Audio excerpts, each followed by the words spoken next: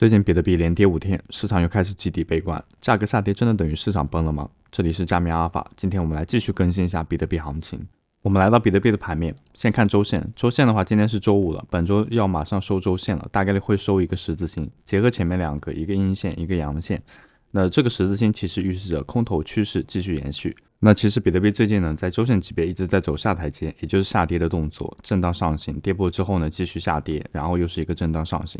目前价格的话，刚好在上行通道的顶部出现了一个反转的结构。目前呢，这个结构没有被跌破，只是它跌到了通道的中轨，中轨是能撑住的，而且还是有继续反弹向上的概率的。那中轨撑不住的话，下一个位置要看向哪里呢？那也就是说，下周的时间点要关注到71000到72000通道下沿的位置了。在上一支视频当中，我们也分享过，上行结合之前的圆弧顶，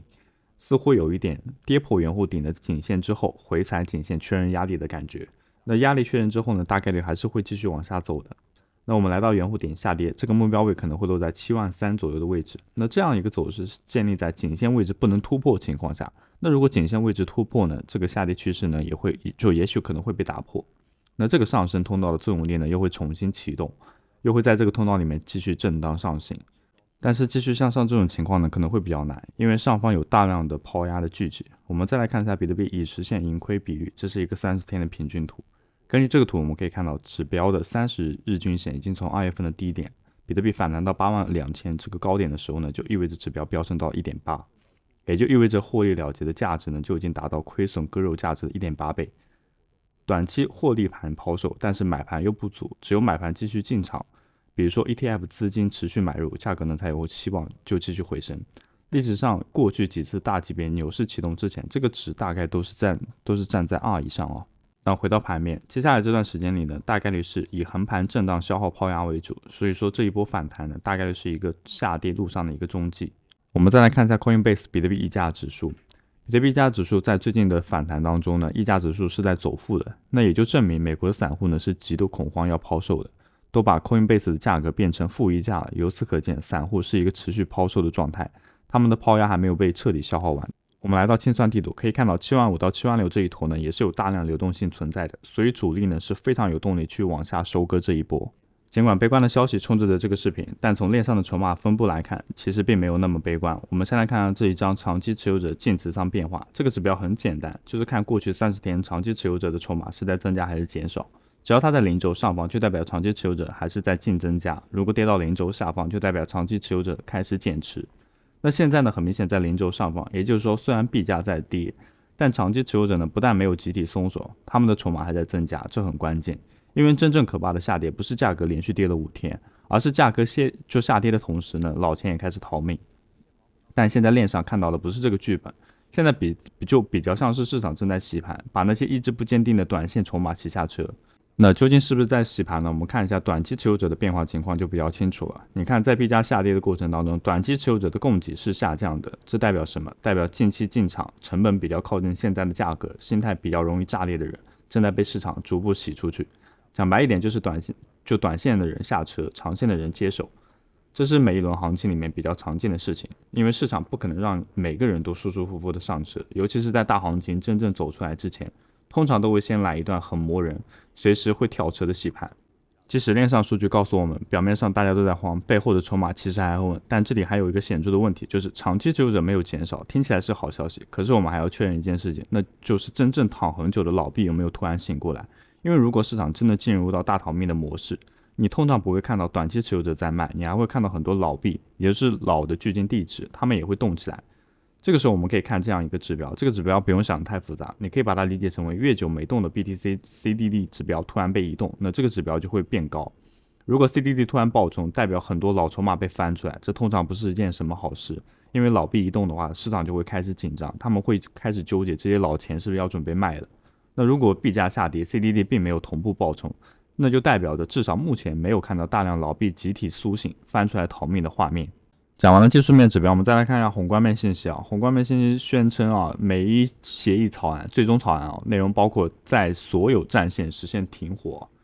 那前段时间还在吵得不可开交，又要开始打仗了，又要开始干嘛？然后今天呢，就已经要开始宣布发布草案了。那这一突发外交进展呢，会打一个市场措手不及。那到底会发出一个什么样的谈判？这个问题一定是牵扯整一个市场的波动的。我们可以看到，今天原油呢回吐了之前的涨幅，有所下跌。黄金呢今天它也有轻微的反弹。还有一件事情的话，就是沃什的话，再过几个小时就要上任了。北京时间周五晚上11点左右，沃什正式宣任就职17任美联储主席。那这个仪式呢是由川普亲自主持的。那目前对于他经济调控的手段，市场还是未知的。但是从政治立场角度呢，他大概率是一个亲加密货币的主席。所以呢，我们就来看一下他这个就职演讲能不能放出一些蛛丝马迹。链上数据告诉我们的是，筹码结构就还没有崩，但是价格能不能涨还要看另外一件事，就是宏观环境呢有没有给你面子。最近美国的宏观数据大家应该比较清楚，第一的话就是 CPI 超预期，原本大家预期的 3.7， 那最终出来的话是 3.8， 高于市场的预期，也是23年5月以来最高的。那更麻烦的是，这不只是单月的小意外，1月 CPI 还在 2.4， 3月的话是 3.3， 4月跳到 3.8， 短短3个月的话已经飙升至 1.4 百分比。对于市场来说是很伤的，因为年初大家都还在期待降息，可能今年会降息1到2次。当然，这一次通胀上升主要还是因为伊朗战争把油价推上去，所以单看能源这一块，理论上来说可以视为一次性冲击。战争如果结束，油价回落，那这波能源通胀就有可能慢慢消散。但现在麻烦的是，油价的影响呢已经开始外渗了。讲4月 CPI 里面呢，机票年增21%，有牛肉的话年增14.8%，食物整体年增3.2%。那这就不单单是加油这么贵而已，代表能源成本已经开始传导到交通、食品，甚至是我们的日常生活。更麻烦的是核心 CPI， 4月核心 CPI 月增 0.4， 那比3月直接翻了1倍。服务业的话，通胀年增 3.3， 那还是卡在那里居高不下嘛。所以现在最尴尬的地方就在于，如果油价只是上涨，联总会还可以说这是短期的冲击，我们先观察。但现在连核心通胀也开始抬头，这就很难说服市场。今天同样还发生一件事情啊，就是中国证监会对于老虎、富途、长桥依法进行处罚啊。那是因为我们刚刚上述提到了老虎、富途还有长桥，他们就是无证驾驶了，就没有经过中国证监会核准，未取得境内就是证券经纪和许可的情况下，面向于居民开展营销推广、处理交易指令并获利，违反了证券法的相关规定嘛。